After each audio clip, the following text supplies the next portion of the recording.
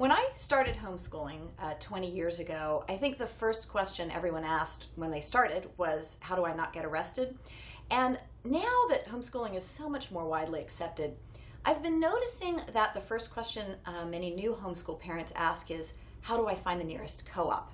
So joining a co-op, which is essentially a group of parents who get together and share teaching responsibility off between themselves, seems to have become pretty much the norm for most homeschooling families.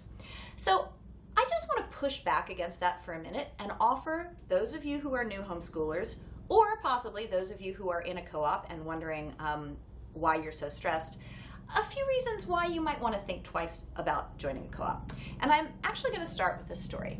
I was homeschooled myself, and my brother and sister and I were homeschooled. And when we were in middle school, my mother organized a co-op because she was afraid that we wouldn't, be properly socialized and we didn't have enough interaction, and she was afraid that she couldn't teach math and Latin without some help. So we organized this co-op, and we were in it for 3 years, and she became its leader. And by the end of the third year, she said she realized that if she had simply put directly into our education the same amount of energy that she had put into this co-op, we would have been so much further ahead at the end of those 3 years.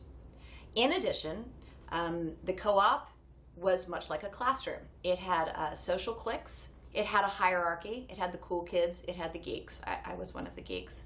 My brother was one of the cool kids. So we instantly started to reproduce in this co-op some of the damaging classroom dynamics that she was trying to take us away from.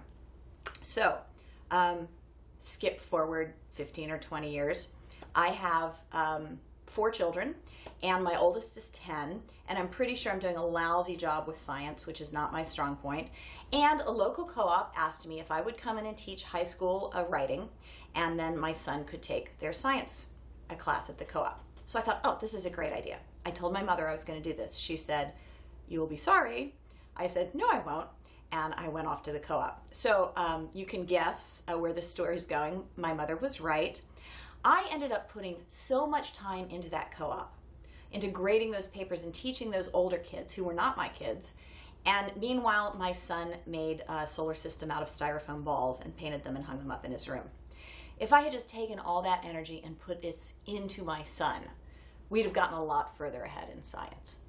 Now, I realize that this is not everyone's experience of a co-op, but I do want to tell you that I've heard from many parents that they joined a co-op not because it was actually helpful and reduced pressure on them, but because all the homeschoolers they knew were in a co-op, and they felt like it was just something that they had to do.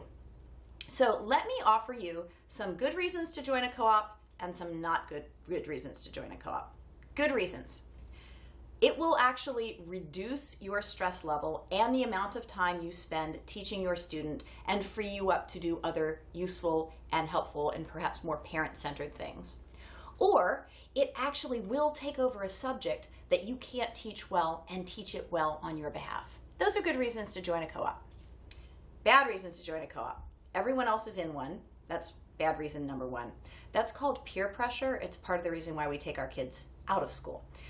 Second reason, you're afraid that if you don't do the co-op, you're going to miss something and not give your kid a great education, and the co-op will keep you from missing something. I got news for you. You are going to miss something. Possibly even something extremely important. Your child will be fine. Classrooms miss stuff all the time. They don't teach important information. They don't finish their books. They don't finish their curricula. Missing something is part of education. We're trying to teach our children how to learn, not try to give them an exhaustive a bucket of information that has in it everything that they'll ever need for the rest of their lives. So, if you are thinking about joining a co-op, first of all, ask yourself, what are your motivations? I will tell you, as a mother of 4, 3 high school graduates, and 1 college graduate, and 2 college students, that looking back, every decision I made out of fear was the wrong decision. Every decision I made because I was afraid I was going to miss something turned out to be less than ideal. So don't make a decision out of fear. If the co-op will indeed make your life better, great. But don't ever buy into rhetoric that says, this is the best way to do home education, or this is the best way to do classical education. Make your own decisions about what's right for your family.